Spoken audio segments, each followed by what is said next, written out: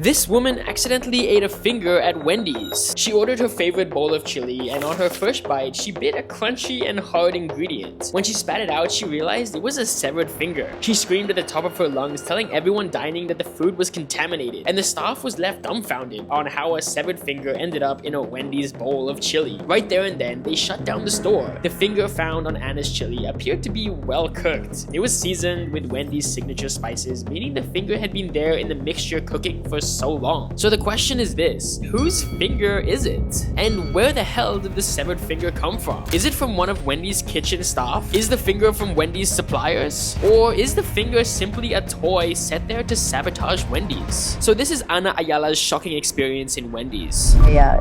Chew something that's kind of hard, crunchy, spit it out. At first, I wasn't sure what it was. And as we started investigating, poking it, other people too, that's when we find that there's something that looks like a nail. The first thing they did was to preserve the severed finger in the fridge. Anna and the Wendy staff immediately checked all the staff's hands, but their fingers were all intact, no hand injuries whatsoever. So the next thing they checked was their suppliers, but none of them had any missing fingers either. They were so confused on how a severed finger ended up in their chili bowl, so they immediately called the police. But when the police arrived, they got confused too, because they said it's more of a health code violation than an actual crime. And not long after, this incident reached national news. Investigators are conducting DNA tests, hoping to find the owner of the severed finger. Anna had been invited to talk shows and news outlets to talk about her disturbing experience at Wendy's. And because of how severe it was, Anna decided to file a lawsuit, and she was expecting a big payout for the incident. I mean, she had a finger in her mouth. The whole USA learned about Anna's story, and they even called the food Wendy's chili finger. So people started boycotting Wendy's because they were afraid of accidentally eating a finger as well, or heck, any other severed body part. Wendy's was losing $1 million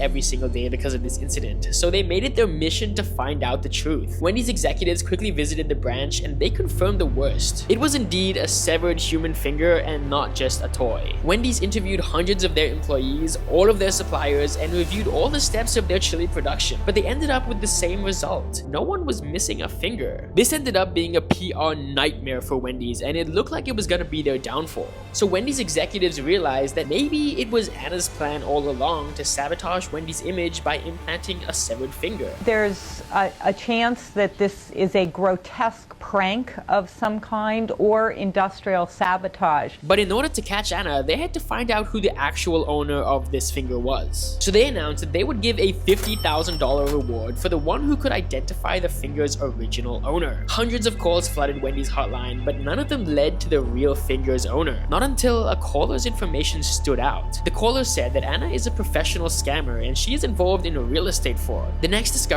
was even more shocking because it's her hobby to sue big brands. She had 13 lawsuits against big brands in the past, and because of this, the police started to dig deeper into Anna's background, and this automatically changed the media and public's opinion about this terrifying incident. So did Anna plant this finger into her chili bowl hoping for a big cash payout? Well, when Anna knew that her past was discovered by the police, she immediately dropped the lawsuit and suddenly disappeared. The next thing people heard about her was that she and her husband were arrested. Police have arrested a woman who claims she found a finger in a bowl of Wendy's chili.